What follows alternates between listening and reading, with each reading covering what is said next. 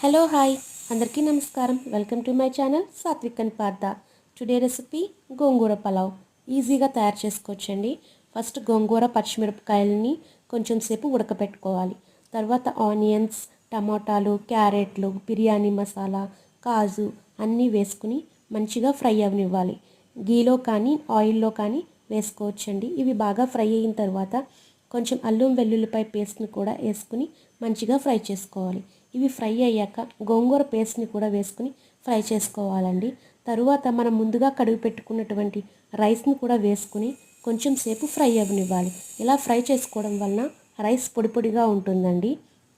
తర్వాత తగినంత వాటర్ పోసుకుని కొంచెం గరం మసాలా వేసుకుని 3 విజిల్స్ పెట్టుకోవడమే.